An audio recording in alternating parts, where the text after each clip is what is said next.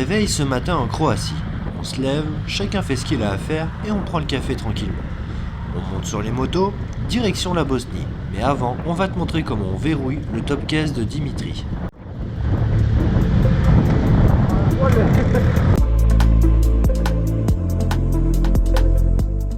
Aujourd'hui, grosse journée de route. 350 km, 5h45 de roulage. Le vent s'est calmé et c'est pas plus mal. On récupère l'autoroute pendant 1 heure, on passe le péage et on trace direct en passant par les petites routes jusqu'à la frontière.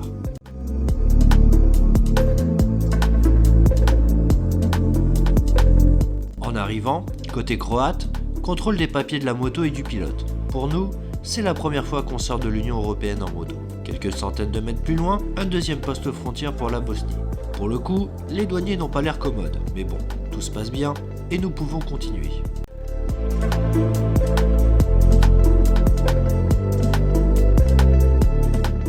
Les paysages commencent à se dessiner.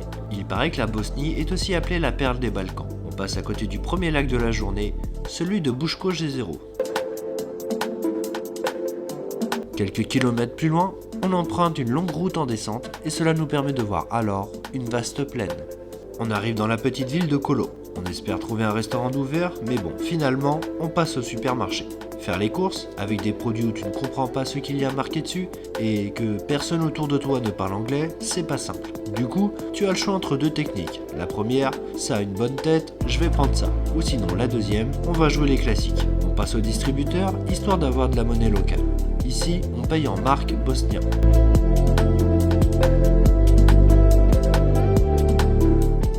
Pique-nique sur le parking du supermarché et on prend la direction du lac de Blidinj. Le lac se situe à 1185 mètres d'altitude et c'est le plus grand lac de montagne du pays. L'endroit est tellement immense qu'on se croirait dans un no man's land.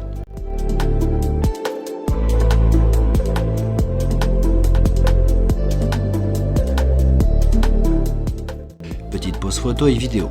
On repart rapidement car le but c'est d'arriver à Sarajevo en fin de journée. Tu verras que dans ce voyage, on va enchaîner les changements de paysage. Plaine, montagne, mer, ça dépayse vraiment par rapport à la monotonie parisienne.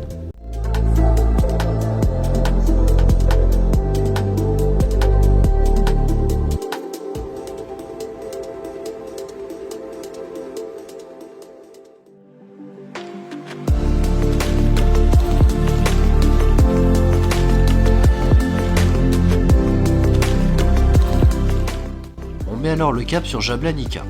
On emprunte d'abord une route entre deux montagnes. En roulant, on sent un grand sentiment de vide. Venir ici le soir doit être très reposant.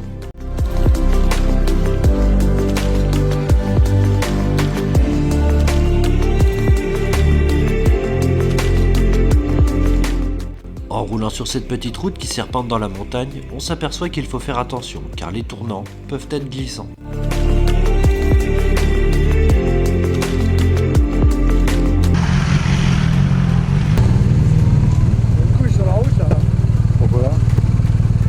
C'est prendre un chemin là-bas mais je l'ai pas vu.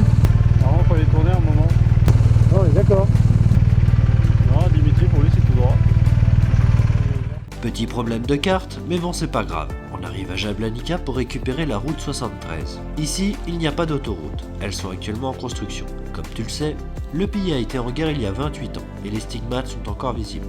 Aujourd'hui, la situation est relativement stable. Cependant, le pays rencontre de gros problèmes économiques et politiques et cela ralentit son développement.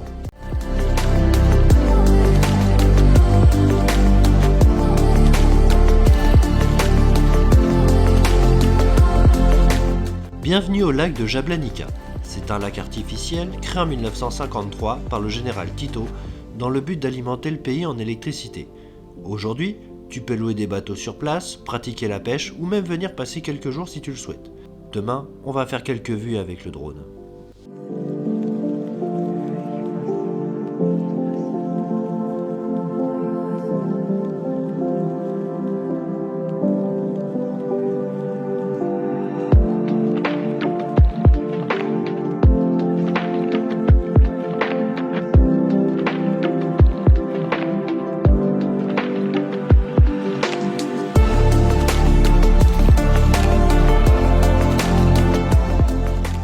Petite pause à la station pour faire le plein des bécanes.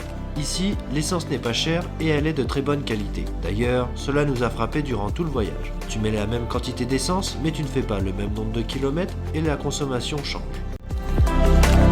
En fin de journée, on arrive à Sarajevo. On emprunte alors l'avenue principale qui fut tristement appelée pendant la guerre Sniper Avenue. Pour rappel, la ville a subi le plus long siège de l'histoire du XXe siècle entre 1993 et 1995.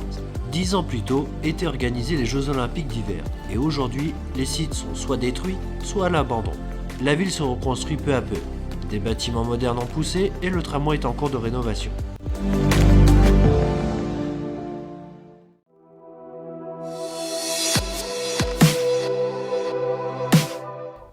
On arrive à l'hôtel, on pose les affaires et on décide d'aller visiter la ville.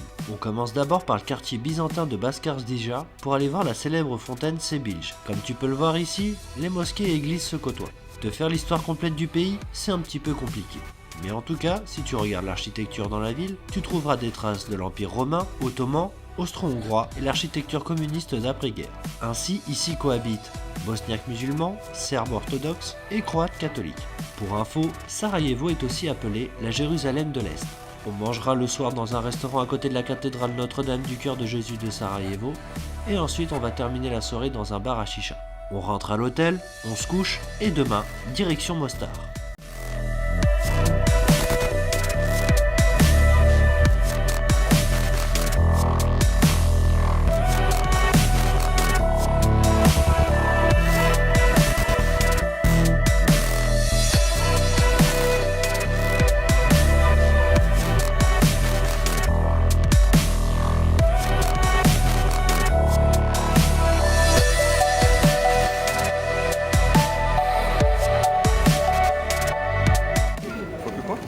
La manette pour le frigo.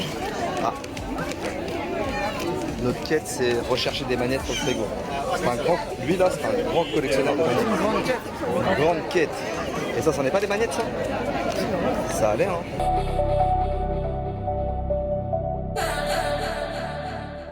On suit Camille qui fait le guide touristique.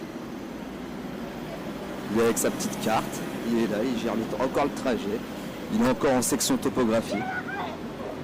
Camille, t'es encore en guide touristique, là, section topographie, c'est ça? Toujours avec sa petite carte.